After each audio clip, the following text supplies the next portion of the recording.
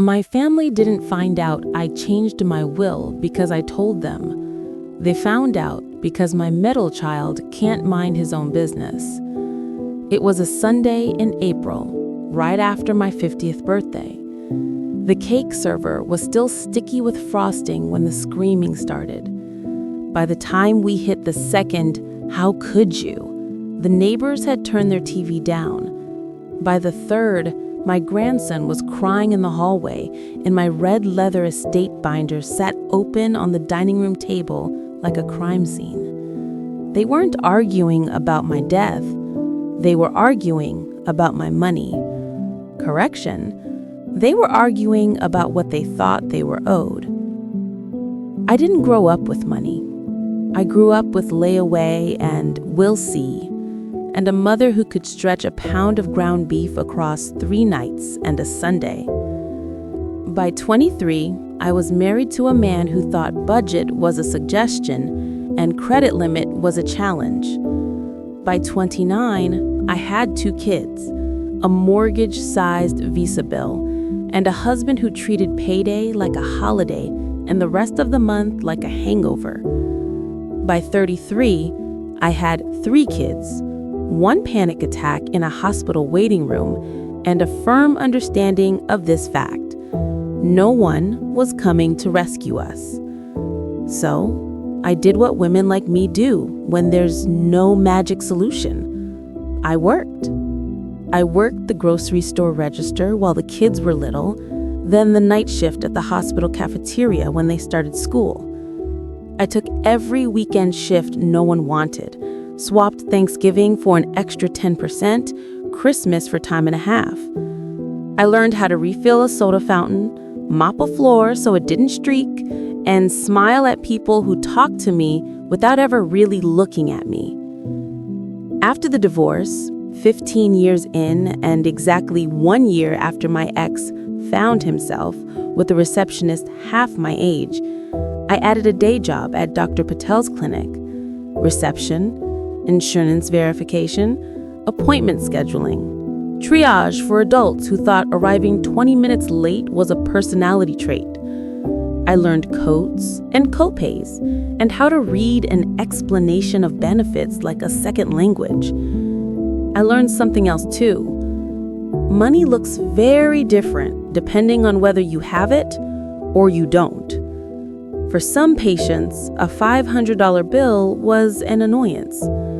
For others, it was the difference between groceries and do we really need the lights on in every room? I knew which side of that line I'd spent most of my life on. I was determined my kids would at least have a shot at standing on the other side. The trouble with giving kids a different life than you had is this: sometimes they learn the comfort, but not the cost. My 3: Olivia, my firstborn, 32 now, teacher, spreadsheets for everything, the kind of woman who reads the fine print before signing up for anything, including a free app.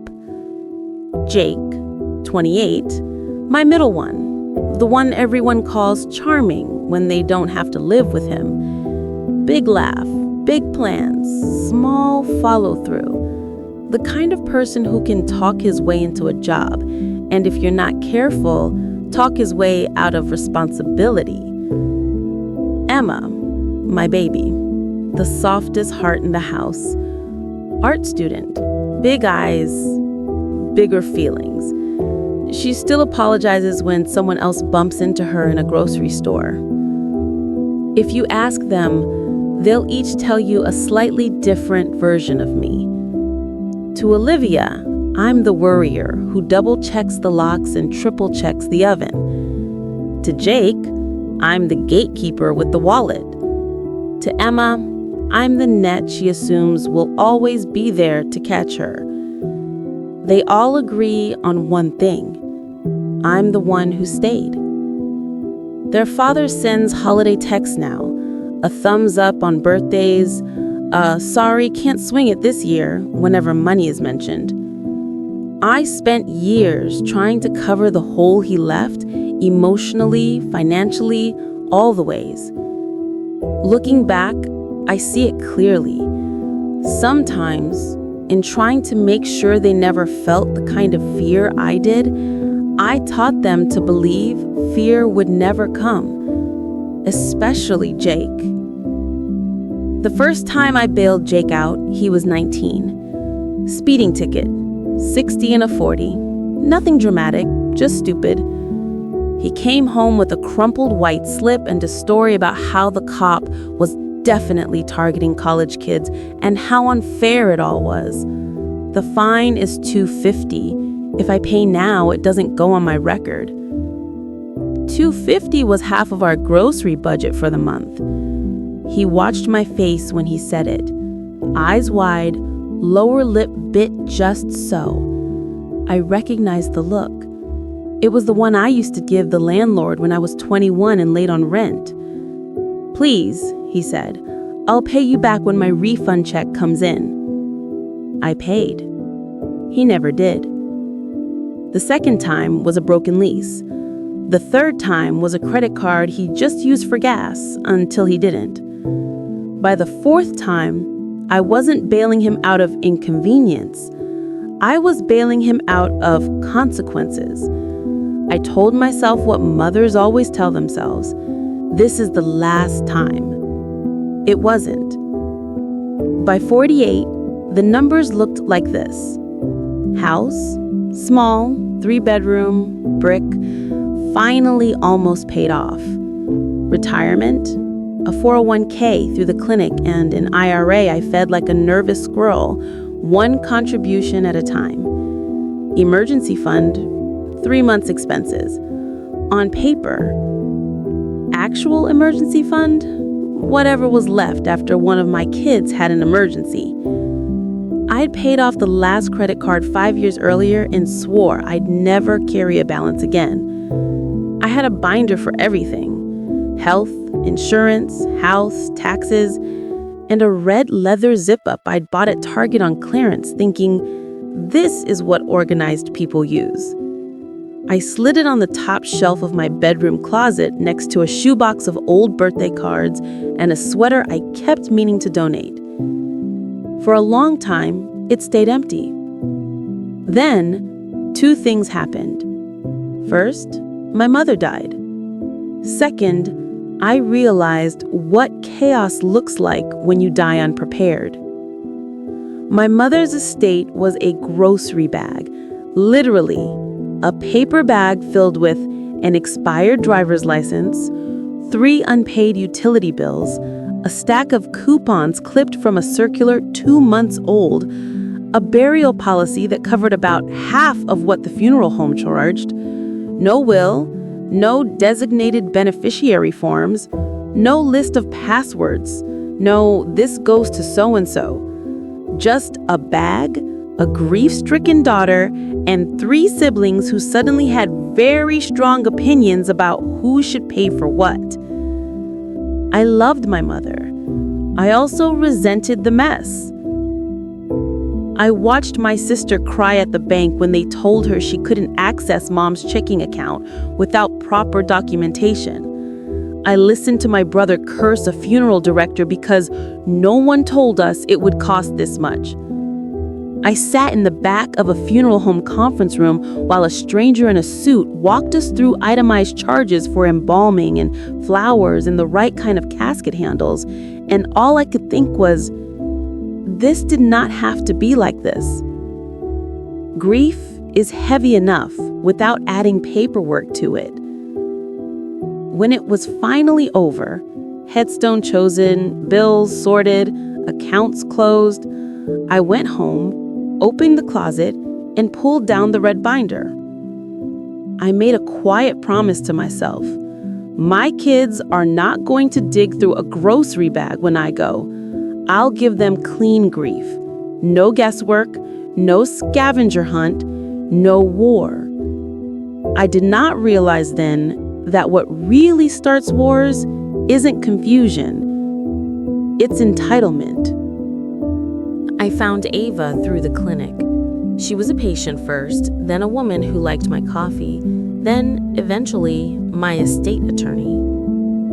She'd come in once a year for a physical, and we'd always end up talking as I checked her in. She'd mention probate court and settlements and trusts, and my brain would file those words under things for rich people.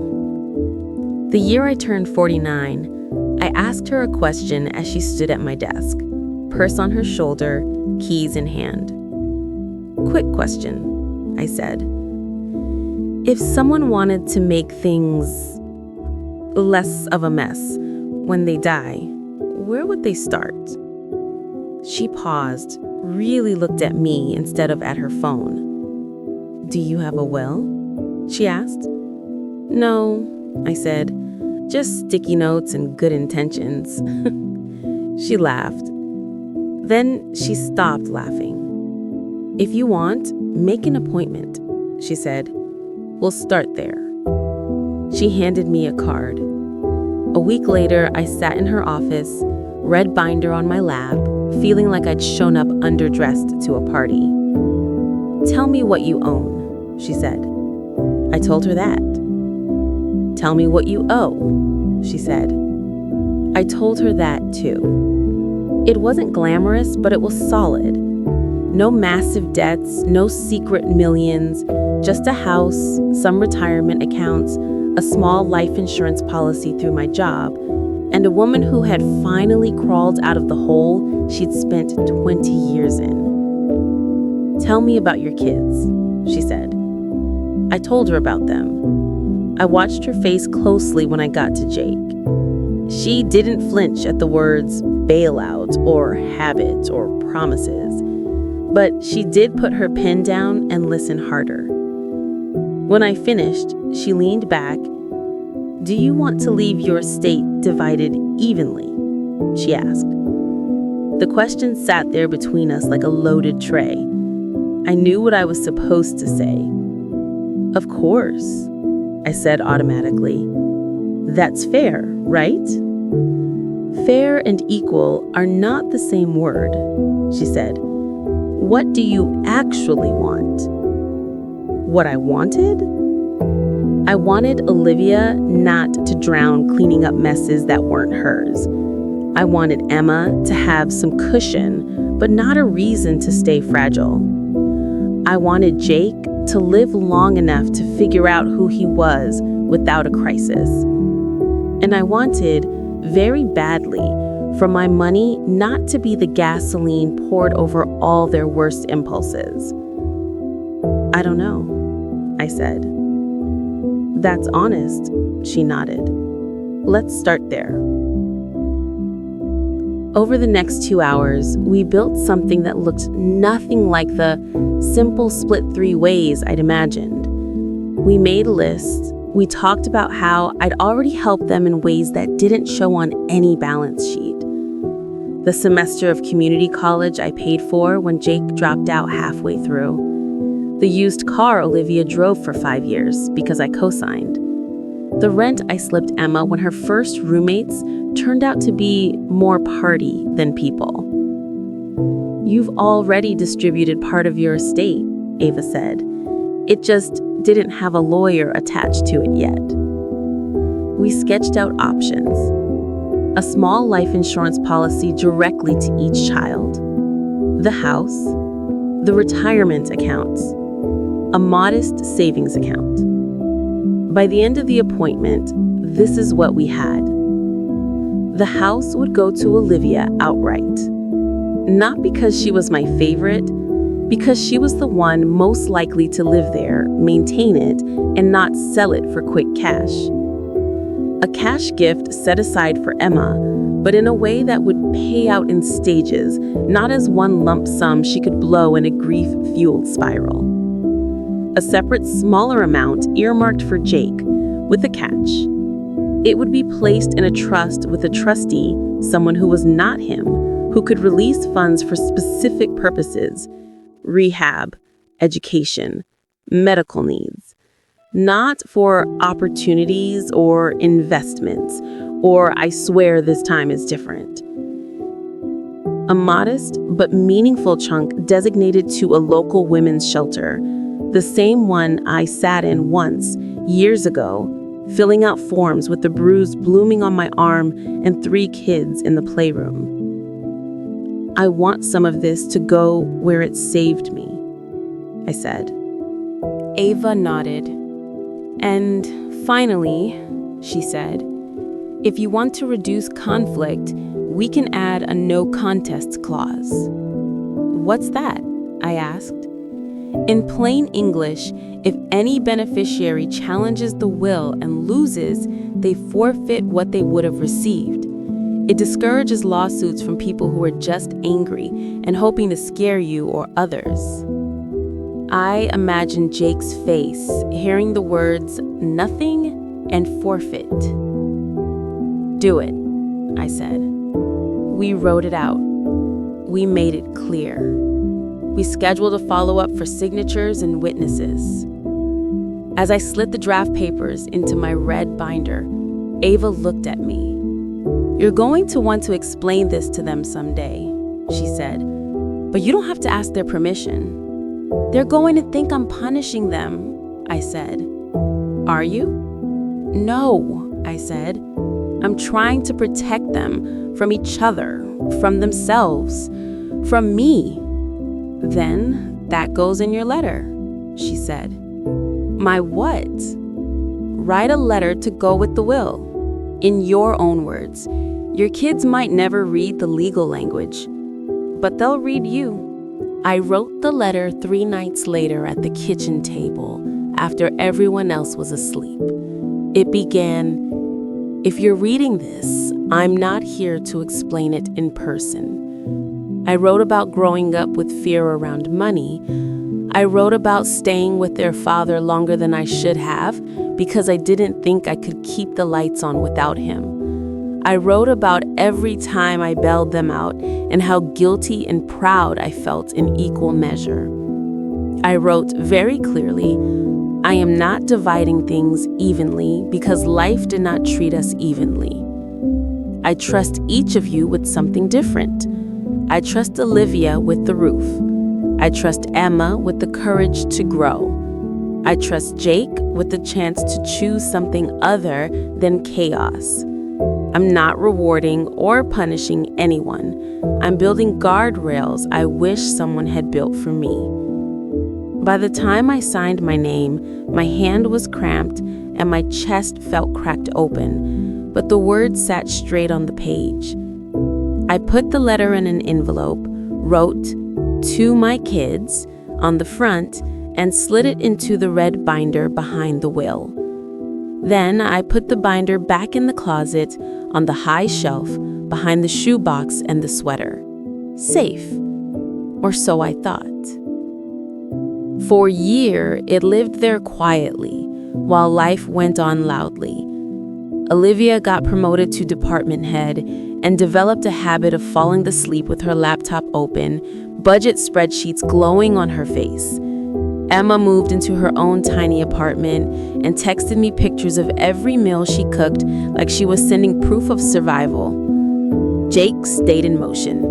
New jobs, new girlfriends, new plans. He always had a story. He rarely had a plan that lasted past the month.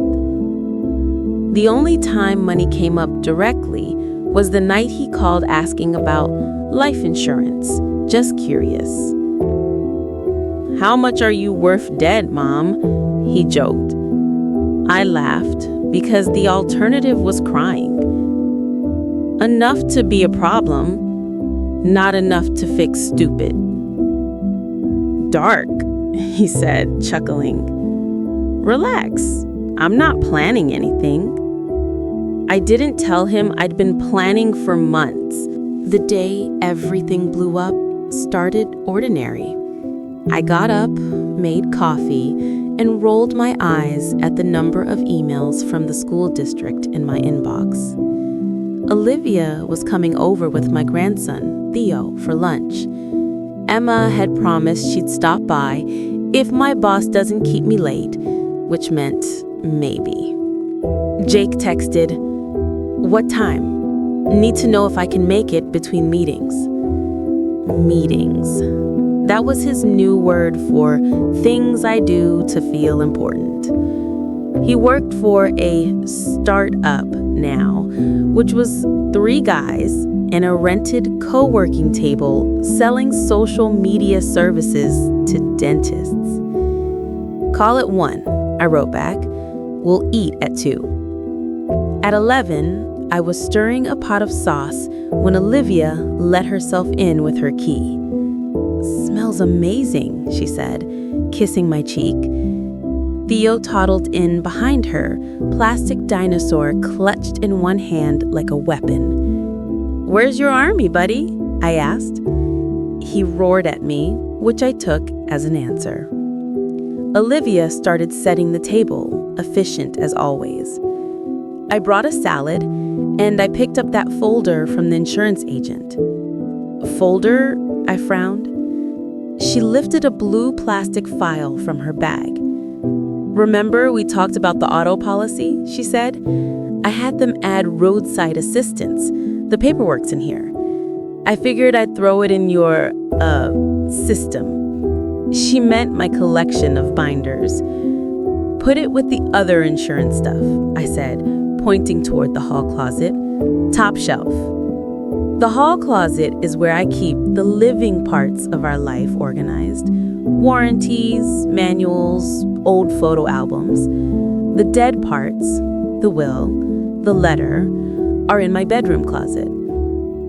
At least, they were. "Is it okay if I look for a bigger binder while I'm in there?" Olivia called. "Sure. If it doesn't bite you, it's fair game." I went back to stirring. 15 minutes later, the front door opened again. Emma slipped in, eyes smudged with leftover mascara, hair up in a knot that had lost the fight hours ago. "You made it," I said, genuinely surprised. "My boss's kid puked in the lobby. They sent me home early." She washed her hands at the sink and started slicing bread. Behind us, Olivia's voice floated down the hall, muffled by drywall and coats. "Mom," she called. "In here," I said. She appeared in the doorway with a red binder in her hands. My red binder. "Is this the insurance stuff?" she asked. Time did a strange thing then. It didn't stop. It stretched. My eyes locked on the zipper. It was closed. "Where was that?" I asked, too calmly. "In the hall closet," she said, "on the top shelf behind the blankets." My stomach dropped. "This one doesn't go there," I said, wiping my hands and taking it from her. "That one's for other things." I turned to walk it back to my bedroom, a casual retreat, nothing to see here, and stepped straight into Jake. He'd arrived quietly, or maybe I'd just been too focused on the binder to hear the door. "What things?" he asked, peering over my shoulder. "None of your business," I said. Wrong words. Curiosity is gasoline for people like Jake. He plucked the binder from my hands with the grin too quick to stop. "Jake, don't," I said. "Relax," he laughed, already unzipping. "What, is this your secret cookie stash?" No cookies. Just pages. White, crisp, notarized, and absolutely not ready to be seen. He flipped one open. His eyes scanned. The grin slid. "What is this?" he asked, voice dropping half an octave. "Jake," Olivia said sharply, "that's not..." He ignored her. He turned the page. Then another. His jaw clenched. I, Margaret Lewis, being of sound mind, he read aloud. "Mom, is this your will?" Theo roared from the living room, oblivious. Emma froze by the counter, knife hovering over a slice of bread. "Yes," I said, because there was no point in lying. "It is. And you need to put it away. Now." He didn't. Instead, he looked at the section labeled Distribution of Residual Estate and found his name. His eyes moved like they were watching a slow-motion car crash. "Wait, this is..." he said. "What is this? Olivia gets the house?" He turned to her, betrayal blooming fast. "And I get this?" "It's not like that," I said quickly. "Sit down, we can talk about it." "Funds to be held in trust," he read, louder now. "Dispersed for medical, educational, and rehabilitative purposes only at the discretion of the trustee." "What? You don't trust me with my own inheritance?" "I trust you to be you. That's the problem." Wrong words. His face flushed. Emma moved closer, half reaching, half wanting to disappear. "What do I get?" she asked, small. He flipped pages like he was counting sins. "You get cash," staggered. "Lucky you." He kept reading. "And what the hell is this?" he snapped, jabbing a finger at a paragraph. I knew which one before he spoke it. "A charitable bequest in the amount of..." His voice cracked. "You're leaving money to a shelter? A shelter?" "Yes," I said. "You'd rather give your money to strangers than your own son?" "It's not instead, it's as well." His laugh was sharp. "As well as Olivia getting the house and me getting babysat from beyond the grave. Oh, and what's this? In the event that any beneficiary shall contest this will, they shall forfeit their bequest." He looked up. "Is that supposed to scare me?" "Jake, you're reading everything out of context," Olivia said. She had gone pale under her careful makeup. "You knew this?" he demanded. Her mouth opened, closed, then opened again. "I knew she was talking to someone," she said carefully. "I told her she needed a plan. I didn't..." She looked at me. "I didn't know the details." Some part of me filed that as a small blessing. The rest of me was too busy watching my family catch fire. "You planned all this without talking to us? You decided what we deserve and what we don't?" He tossed the binder onto the table. Papers slid, skewed, the red cover gaping like a wound. "I'm done," he said. "You can leave it all to your shelter and your golden girl." He grabbed his keys, his phone, his anger, and left. The door shook in its frame. Silence swelled. Theo wailed from the living room. Emma, eyes wide, sank into a chair. Olivia stared at the binder like it was a bomb that had already gone off. I picked it up with shaking hands and zipped it closed. "For what it's worth," Olivia said softly, "I don't want an uneven anything. I just wanted you to have a plan." "I thought I had one," I said. "I forgot they don't read fine print. They read feelings." Jake didn't answer my text that night, or the next day. When he finally did, 3 days later, it was a single line. "Don't worry, I won't contest your precious will." Anger is loud. Hurt is quiet. Entitlement switching between both depending on who's listening. I took a screenshot. Then I emailed Ava. "We need to talk." She replied within an hour. "Come in Friday at 10. Bring the binder." Her office was the same as the first time I'd sat there. Framed degrees, tidy desk, windows that made the world outside look smaller. I placed the red binder between us. "So," she said, "they found it." I nodded.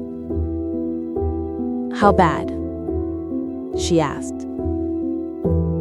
"They read enough to be angry, not enough to understand." "Classic," she said. I told her about the Sunday lunch, the binder, Jake's explosion. I told her about the text. I did not cry, at least not until I got to the part where he said he did not want anything from me. Then I wiped my eyes and kept going. "First," she said when I finished, "you didn't do anything wrong by planning without their sign-off. You're allowed to make decisions they don't like." "Try telling them that," I said. "That's the second thing," she continued. "You can't control their reaction. You can only shore up your position." "Legally?" I asked. "Legally," she said. "And emotionally, if you want to." "Is the will still valid?" I asked. "More than valid," she said. "Him knowing about it doesn't change its enforceability. If anything, his reaction supports your decision to put some guardrails in place." "The no contest clause," I said. "It gives us leverage," she nodded. "If he wants to blow up at Thanksgiving, that's one thing. If he wants to step into court, that's another." "What do I do now?" I asked. "We can reinforce," she said. "Cognitive evaluation from your doctor to show you're of sound mind. Maybe a short letter from a psychologist if you want to be extra thorough. We can also move some things out of the will entirely." "How?" I asked. "Beneficiary designations, payable on death instructions, trusts. There are ways to make sure money goes where you want it without ever touching probate. Think of it like putting pieces in different locked boxes." I thought of Jake's face. I thought of my mother's grocery bag. I thought of this shelter's fluorescent lights. "Do it," I said. "For your kids?" she asked. "For me," I said, "so I can sleep." Over the next month, my life became a quiet procession of signatures. At my doctor's office, I took a cognitive screening test, remembering 3 words, drawing a clock, naming animals. "Is there a reason you're worried?" Dr. Patel asked. "I'm not," I said. "I just need to prove I'm not in case someone decides I was." She raised an eyebrow, but signed the form. At a psychologist's office, I answered questions about my mood, my memory, my understanding of my own decisions. "You're not the first woman in her 50s who's done this after updating an estate plan," the psychologist said kindly. "I'll send your attorney a letter. You're very clearly competent." At the bank, I sat across from a woman in a navy blazer who said things like beneficiary designation and payable on death as she slid forms across a desk. We added payable on death instructions to my savings account, directing funds straight to the women's shelter. We updated the beneficiaries on my retirement accounts so they bypassed the will and went straight to each child as tiny separate streams. I left the house in the will for Olivia, The staggered gift for Emma, the structured trust for Jake. We didn't change the no contest clause. When I was done, my red binder was thicker. My brain was tired. My sleep, for the first time in weeks, was deep. My heart? Still bruised. Legal armor doesn't fix that. Emotionally, things looked like this. Olivia called like always. She gave me updates on Theo's new words, truck, no, mine, and on her latest fight with the school board. She tried to hold the middle, understanding my choices, understanding her brother's anger, understanding her sister's confusion. "It's your money, Mom," she said one night, dishes clinking on her end of the line. I shouldn't have to apologize for planning. I didn't say it, but I felt it hard. "Does it feel unfair to you?" I asked. "It feels heavy," she admitted. "I don't love knowing I get more on paper. I don't love being in the middle, but I also know what you've paid for already." She paused. "I also know what you've pulled Jake out of. I think you're right to put some structure around it. I just wish it didn't hurt this much." Me too, I thought. Emma cried the first time we sat down to talk about it. Not because she was angry, because she was overwhelmed. "I don't want anyone to think you love me more or less because of money," she sobbed. "I don't. I love you differently because you're different people. The money reflects that. It doesn't cause it." "I just want us to be okay," she said. "We might not be okay for a while, but we can be honest. That counts for something." Jake stayed mostly silent. Screenshots of his social media told me he was alive. Olivia said he'd shown up once to help her move a dresser, but they'd kept conversations superficial. Emma saw him at a bar and ducked into the bathroom until she was sure he'd left. I missed him. I did not miss the constant hum of waiting for his next crisis. That's the part no one tells you about setting financial boundaries with your kids. You grieve the chaos, even as you exhale without it.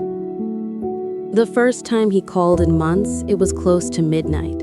"Mom," he said, "I'm fine, before you ask." He did not sound fine. He sounded like a man whose bravado had run out. "What's wrong?" I asked. "I just got served," he said. "The dentist I work for is being sued. Side stuff, nothing to do with me. But the company's folding. I'm out of a job. I'm 3 months behind on everything. My car's about to get repossessed. I need help." Once upon a time, I would have said, "How much?" This time, I said, "What kind?" "Money," he snapped, like I was being intentionally obtuse. "What other kind is there?" "There's time," I said. "Advice. Connections. We can talk about all of those." "So that's it?" He said, sharp. "You rewrite your will and suddenly I'm on my own?" "You've been on your own, selectively for years," I said.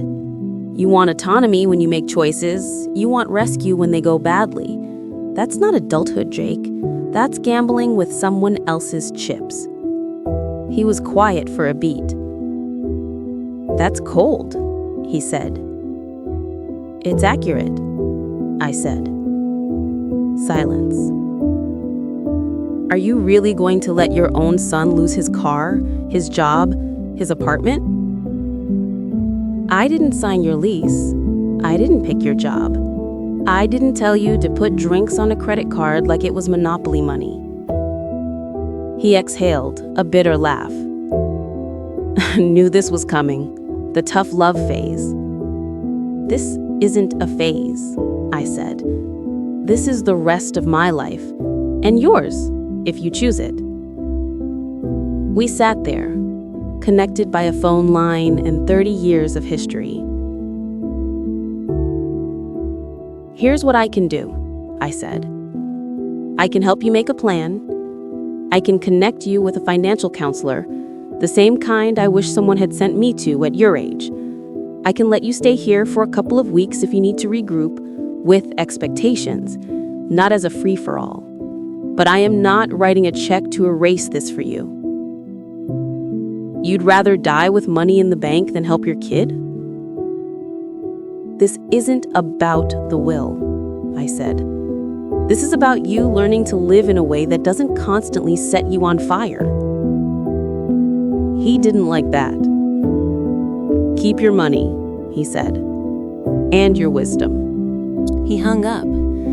I put the phone down and stared at the dark ceiling. I did not call him back. I did not text. I did what I never ever used to do when he was in trouble. I let the silence stand. A week later, there was a knock at my door. Not the polite, measured knock of a neighbor, the impatient, uneven knock of someone who had never learned to time their needs. I opened it to find him on the porch, one duffel bag at his feet, a cardboard box in his arms. This isn't me asking for money, he said before I could speak. This is me accepting option C. Option C? I asked. Time, he said. Help, couch, whatever. I stepped aside. He came in. We did not hug. He dropped the box on the coffee table and the bag by the couch. What's in the box? I asked. Everything I could fit, he said. The rest is in storage or already gone. He rubbed his face. I got the notice about the repo. They took the car yesterday. I walked 20 minutes to a bus stop I didn't know existed. He laughed without humor. I am so tired, Mom, he said. I was too, of bailing, of worrying, of watching him ricochet between almost and disaster. Sit, I said. We sat. No drinking in my house, I said. No drugs. You pick up after yourself. You get up every day and look for work like it's your job. You see the counselor I recommend at least once. You leave in 30 days. This is a landing, not a permanent return. Got it, he said. Anything else? Yes, I said. You stop talking to me like my only value is what I can pay. You're my son, not my bill collector. We'll talk about the will when you can do it without weaponizing it. He swallowed. Okay, he said. Okay, I repeated, half expecting the pushback. Okay, he said again, softer. Here's the thing about boundaries. You don't set them for the other person. You set them for you. Sometimes the other person decides to grow inside them. Sometimes they don't. Jake stayed 33 days. He met with the counselor twice. He found a job at a warehouse, less glamorous than startup meetings, more honest. He paid off one small bill. He complained less than I expected. We did not become magically healed, but we talked about things other than money. We laughed a little. We watched a terrible action movie and made fun of it. On day 33, he moved into a room he found through a coworker. He left the house with his duffel and his box and one printed out budget the counselor helped him make. A month later, he sent me a screenshot of a zero balance on one of his credit cards. Progress is rarely cinematic. It's usually a string of boring, right-sized choices. The will did not disappear as a topic. It was the ghost at every holiday. At Thanksgiving, my brother made a half-joking comment about making sure you leave me that pumpkin pie recipe in writing, and Emma flinched. At Christmas, when I gave the kids envelopes with small checks inside, no drama, just a little extra. Jake held his up and said, "What's the catch?" "None," I said. "It's money for now. The strings are for later." He smirked. "Right. Trust fund with a babysitter," he muttered. "It's not a babysitter," I said. "It's a structure." "You really don't get how insulting that is, do you?" he asked. "I think you're alive because I didn't give you everything you wanted when you wanted it," I said. "You think you're insulted. I think you're protected. Two things can be true." Olivia and Emma watched us volley like a tennis match no one had bet on. "Not tonight," Olivia said eventually. "Please, can we just have one holiday without mentioning death or debt?" We changed the subject. Some wounds need space before you can stitch them without infection. The explosion shifted slowly over the next year. It never fully re-sparked, but we had flare-ups. The worst one came when my sister Lisa accidentally mentioned the will to my mother's old friend at church, who then accidentally mentioned it to her son, who happened to be Jake's old neighbor, who finally accidentally mentioned it to Jake's ex-girlfriend. Small towns don't need newspapers. They have kitchens. Emma called me in tears. "People are saying you cut Jake out. They're saying you left everything to Olivia and a charity. That's not true, right?" "No," I said. "I didn't cut him out. I structured his part." "That's not what they're saying," she sniffed. "How many of them have seen the will?" I asked. "None," she admitted. "Then they're not talking about my will. They're talking about their fears, their fantasies, their own families." I sighed. "Emma, listen to me," I said. "Wills are like mirrors. People see what they want to see in them, or what they're afraid of. You can't manage all that. You're not the PR director for my estate." She sniffed. "I still hate that they're talking about you like that," she said. "I can live with their opinions," I said. "I can't live with leaving you a mess. Pick which thing you want me to prioritize." "The second one," she said reluctantly. "Good," I said. "Me too." 2 years after the Sunday explosion, I turned 52. I celebrated by doing something radical. I updated the will. Not the bones of it. Those stayed. But I added an addendum. Another letter. This one shorter, sharper, written in the clear-eyed ink of someone who's watched her kids flail and in some cases, finally find the bottom. It began, "If you're rereading this after we already argued about it once already, congratulations, we survived round 1. I wrote about Jake's job at the warehouse and the fact that he'd kept it for a year. I wrote about Emma's promotion to assistant manager at the little boutique where she worked and how she'd opened a savings account just in case. I wrote about Olivia's exhaustion and pride, how she'd started therapy to talk about being the responsible one since she was 12. I didn't change the house. I didn't change the shelter's gift. I didn't change the trust language. But I did change one thing. I named Olivia as Jake's trustee. When I told Ava, she hesitated. "Are you sure?" she asked. "That's a lot to put on her." "I know," I said. "We talked about it." She agreed, not because she wants power, but because she wants a say in how much of her life gets sucked into cleaning up after him. This way, she can release funds for rehab or emergencies, but not for nonsense. "And Emma?" Ava asked. "I'm keeping her staggered," I said, "but I'm adding a note if she's financially stable by the time I'm gone, she can redirect part of it to a charity in my name if she chooses." "That's generous," Ava said. "It's practical," I said. "Money she doesn't need will just make noise. I'd rather it build something." "You talk about money like it's material," she said. "It is. The question is what we build with it. A home? A prison? Or a bridge?" She smiled. "You could do my job." "No," I said. "You get to bill by the hour. I do it for free and call it motherhood." The last time we talked about the will as a family, no one yelled. No one slammed a door. No one stormed out. We were eating takeout at my kitchen table. Cartons and chopsticks and too much soy sauce. I waited until everyone had food in front of them. "Housekeeping item," I said. Oh God, that phrase is never followed by something fun. "This one isn't terrible," I said.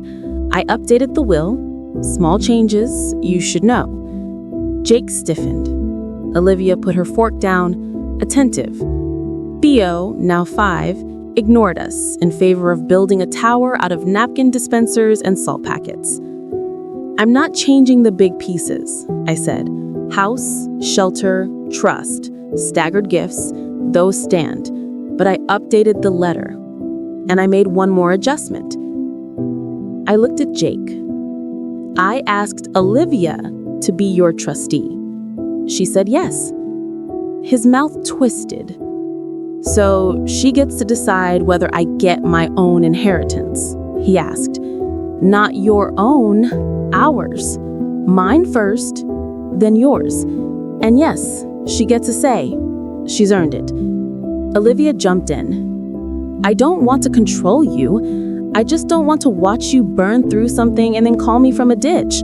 If I'm going to keep getting pulled into your emergencies, I want some guardrails too." He looked between us. "This is so messed up," he said. "Is it more messed up than waking up at 3 a.m. wondering if your brother is alive? Because that's the system we have now. I prefer this one." He thought about that. Chewed. Swallowed. "You really did this," he said finally. "You really changed everything over some paperwork." "I didn't change anything," I said. "I acknowledged what was already happening. The will didn't create these dynamics, Jake. It just put them in ink." He grimaced. "I still think it's unfair," he said. "I know. You might always feel that way. You're allowed to. You're also allowed to prove me wrong." "How?" "Live in a way that makes everyone in this room wish we'd left you more." That got a snort out of Emma. Wow, that's like the most mom sentence ever. We all laughed. A little. It wasn't a movie moment, no orchestral swell, no group hug. Just a family, aware of the fault lines, choosing to sit at the same table anyway. Sometimes, that's as close to healing as you get. A month later, Jake sent me a picture. It wasn't a bill, or a ticket, or a court notice. It was a pay stub. His hours, his rate. The line that said 401k contribution. Just 3%. But 3% is where a lot of miracles begin. "Proud of you," I texted. He replied with a thumbs up. Then, after a pause, "Don't get all sappy, but thanks for not bailing me out. I think. Progress." Here's what no one tells you about writing a will. You're not just deciding where the money goes. You're deciding what story survives you. If I'd split things evenly, my kids might have called that fair. They also might have used it as fuel. Jake could have seen it as one more pile of cash to prove he was invincible. Emma could have seen it as proof that staying small and rescued pays. Olivia could have seen it as confirmation that being responsible means you still end up cleaning up after everyone else. By writing it the way I did, I told a different story. That I saw them clearly, that our history mattered, that love and money are related but not the same. My family did not like the first draft of that story. They tried to edit it with volume, with guilt, with silence. They failed because it wasn't their story to write. That doesn't mean I stopped loving them. It means I stopped paying for their refusal to grow. Last week, I pulled the red binder down again. Not to change anything, to check. To make sure the pages were still where I left them. To remind myself I hadn't imagined the whole thing. On top of the will and the letters, I placed one more piece of paper. A short note, handwritten, no legal language. If you found this while snooping, close it and breathe. Then come find me in the kitchen. If I'm gone, keep reading. I smiled as I slid it under the clip. I know them. I know myself. I know that curiosity and fear and entitlement and love will always swirl around that binder like weather. But I also know this. I am no longer planning my death from a place of panic. I am planning my legacy from a place of clarity. When I die, there will be grief. There will probably be some anger. There will be opinions from people who never once helped me pay a bill, suddenly very interested in what happens to my couch. But there won't be a grocery bag. There won't be guessing. There won't be a court case that eats whatever I leave. And there won't be any confusion, at least not on paper, about what I believed. That money is not proof of love. It is a tool, and I finally learned how to use it without handing it to the loudest person in the room. The other day, Emma helped me clean out the hall closet. We sorted coats, shoes, board games, missing pieces. She reached for the top shelf and hesitated. "This is where I found it," she said softly. "The will?" I asked. "Yeah," she said. "Olivia was looking for a binder around here. Jake showed up and you know the rest." I did. We made room for new blankets. We labeled bins, Winter, Guest, Theo. When we were done, she sat on the floor, back against the wall, hair falling in her face. "Can I ask you something?" she asked. "Always," I replied. "Do you ever regret how you set everything up? Like, do you ever wish you just made it equal to avoid all this drama?" I thought about it. About the Sunday explosion, the months of silence, the church gossip, the late night phone calls, the appointments, the tests, the signing, the updating. "No," I said. She looked up surprised. "Really?" she asked. "Really," I said. "I regret waiting so long to make a plan. I regret every time I bailed your brother out instead of letting him face a consequence when it was still small. I regret teaching you all that I was the emergency button you can press without cost." I exhaled. "But the will," I said. "That I don't regret. It forced us to have honest conversations we'd been avoiding for years. It put ink where there used to be fog. It showed us all who we are when money gets involved." She toyed with the loose string on her sleeve. "Who am I in it?" she asked. "You're the one who thinks she's weak and isn't. You're the one who got a staggered gift, not because I think you can't handle money, because I think you'll grow into someone who doesn't need it all at once." "And Jake?" she asked. "He's the one I love enough not to hand to Griade." "And Olivia?" she asked. "She's the one who would have carried the load anyway. The will just acknowledges it." She nodded slowly. "Do you think we'll fight about it when you're gone?" "Probably," I said. "People fight when they're hurt. But you'll have the words, the letters, the binder, the structure. You'll have less to fight about and more to fight with." She laughed. "That's comforting," she said dryly. "Hey," I said, "I'm still here. We can keep rehearsing." She leaned her head on my shoulder. "I'm glad you're not rich, you know?" "Wow," I said, "thanks." "I mean it." She smiled. "If this is what we're like over a house and some accounts, imagine if there were millions." I imagined. Then I shook my head. Money doesn't create character. It amplifies what's already there. If there were more zeros, there'd just be bigger versions of the same fights. Then maybe it's good we're whatever the normal version is.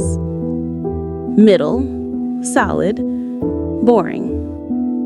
Boring sounds nice, she said. We sat there, in the hall, between winter coats and old photo albums. The light through the narrow window caught dust motes, turning them into glitter for a moment before they settled again. I'm scared of when you're gone, she said quietly. Me too, but I'm less scared knowing I've done what I can on paper. The rest is up to you three. That's the part that scares me, she said. Good, I said. A little fear means you'll be careful. She snorted. You always find the weirdest ways to comfort me. It's a gift, I replied. That night, after everyone left, I walked into my bedroom. I opened the closet. The red binder sat where it always does. High shelf, left side, spine facing out. I took it down, not to read, just to feel its weight. To remember that for the first half of my life, everything felt precarious. And now, at least in this one important way, something is anchored. I slid it back into place and ran my hand along the shelf. Then I did something I never would have done 10 years ago. I walked out to the kitchen, made a cup of tea, sat at the table, and did not open my banking app. I didn't check my balances. I didn't run numbers in my head. I didn't mentally calculate how much I'd need if one of the kids called with an emergency. I just sat in my house, paid down, paid for, planned around. The phone buzzed. A text from Jake. Warehouse is promoting shift leads. I threw my name in. If I get it, first round of beers is on me. Relax. I mean literally one round. Paid in cash. I smiled. Sent back. Proud of you. I'll toast with something boring and non-alcoholic from here. A second later, 3 dots. Then, don't tense the wheel yet. Give me a few more years to earn my rewrite. I stared at the screen, at the mix of humor and hope, at the fact that he saw it not as a punishment carved in stone, but as a blueprint he could grow into and maybe, one day, alter. Maybe I'll change it. Maybe I won't. That's the thing about plans. They're supposed to serve the living, not hunt them. If my life has taught me anything, it's this. You can't rescue people into respect. You can't buy maturity with bailouts. You can't write a will so perfect it guarantees harmony. But you can do this. You can stop pretending money isn't part of the story. You can decide, while you're still breathing, what that story says about you, about your work, about your love, about your boundaries. My family found out about my will, and everything exploded. We're still here. A little singed, a little wiser. The binder on the shelf is just paper. The real legacy is this. A woman who finally understood that the opposite of leaving your kids everything is not leaving them nothing. It's leaving them exactly enough in exactly the right way to build a life that doesn't depend on burning through yours. If this story touched your heart, you're welcome to like, comment, and subscribe. Thank you for being here. Until the next story.